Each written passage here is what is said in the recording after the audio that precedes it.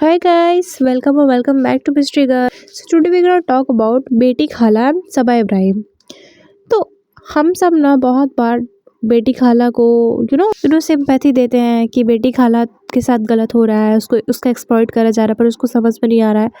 But अगर आप कल के ब्लॉग देखोगे ना तो उसमें आपको क्रिस्टल क्लियर एक बात हो जाएगा कि सब लोग बस अपने फ़ायदे के लिए ही इस घर में है. एंड जो 15,000 वाली बात भी है ना, आई गेस ये सही बात है क्योंकि हम उसे सिंपैथी दे रहे होते हैं कि देखो उसके दोनों बच्चों के साथ गलत हो रहा है, उसके साथ गलत हो रहा है. बट अगर आप थोड़ा ध्यान से सोचोगे, डीपली थिंकिंग करोगे, तो आपको समझ में आएगा कि वो चाहेगी तो डिसीजन ले सकती है. एंड दूसरी बात, आपको लगता है कि आज के टाइम पे कोई इतना निस्वार्थ भाव से अपनी बहन के बच्चों के लिए, उसके बहन की नाती नातियों के लिए इतना अपने लाइफ को एक्सप्लॉइट करेगी?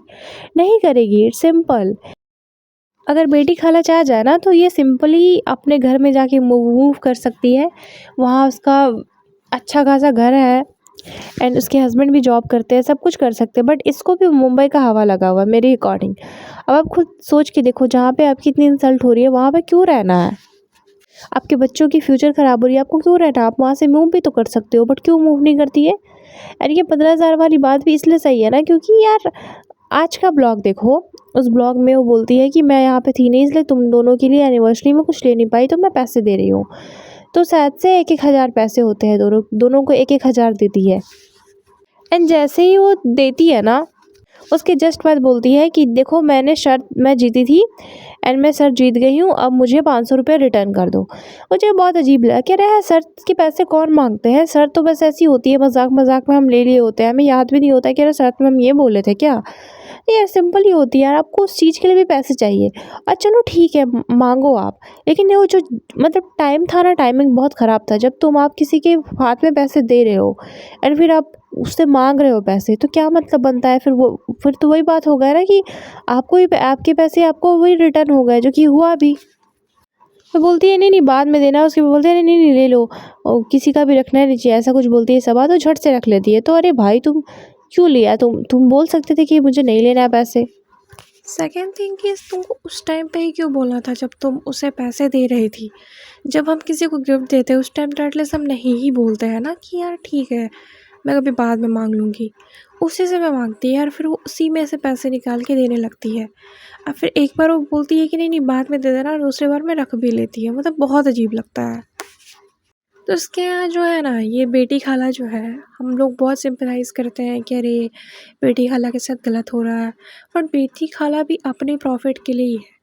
उसे कहीं ना कहीं पे करा जाता है, ये बात मुझे अब सच होती नज़र आ रही है. एंड दूसरी बात कि वो अपनी मर्ज़ी से है. उसे लगता है कि चलो ठीक है, मुंबई में रहने तो मिल रहा है, कुछ काम करने एक्स्ट्रा नहीं मिल रहा है, चलो बस काम करके 15,000 एक्स्ट्रा मैं कमा भी ले रही हूँ और बच्चे भी पल जा रहा है. तो ये इसका मुझे अब पूरा सीन लगता है.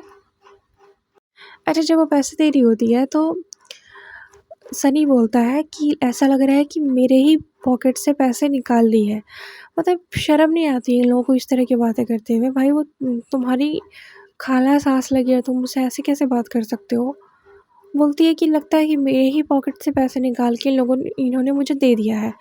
तो बोलती है वो बेटी खाला कि हाँ, एक बार जैसे मैंने खालू के वो अपने हस्बैंड के पॉकेट से पैसे निकाल रही थी और वो ब्लॉग में भी कैप्चर हुआ था. तो बोलती है हाँ, जैसे मैं खालू के पॉकेट से पैसे निकाल रही थी वैसे मैंने निकाल लिया है. एक तरह से चोरी का उस पर इल्ज़ाम लग रहा था, वो भी टोंट में बोलती है. तो मुझे ना रिज़ा पे इतना गुस्सा आता, बोलता है चोरी कर ली भाई, तुम्हारी माँ को तुम सपोर्ट करो. कुछ भी इसके घर में ऐसी-ऐसी चीज़ें हो रही होती है ना कि मुझे देख कर के ना मेरा तो खून खौल जाता है. और नल्ला पहले तो खुद तो कमा ले, तो तू खुद किसी पे डिपेंडेंट है. तू क्या बोल रहा है कि मेरे पॉकेट से पैसे निकाल ली? तू भी तो किसी से मांग के ही चलाता है ना. तो ओवरऑल मुझे इसका ब्लॉग ना बहुत ज़्यादा स्क्रिप्टेड भी लगता है. मुझे तो लगता है ये पार्ट को जानबूझ के हाईलाइट करा गया है ताकि लोग देखें, इस पे बात करें.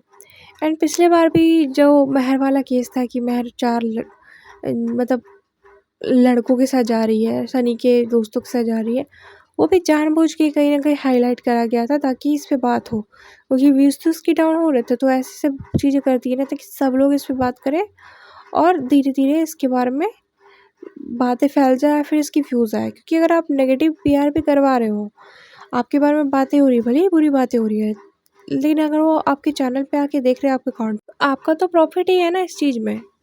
तो ये जानबूझ के ये सारी चीज़ें करती है एंड बहुत शटल तरीके से करती है। हमें लगता है ठीक है ये रो एंड रियल है, बट रो एंड रियल तो ये बिल्कुल भी नहीं है।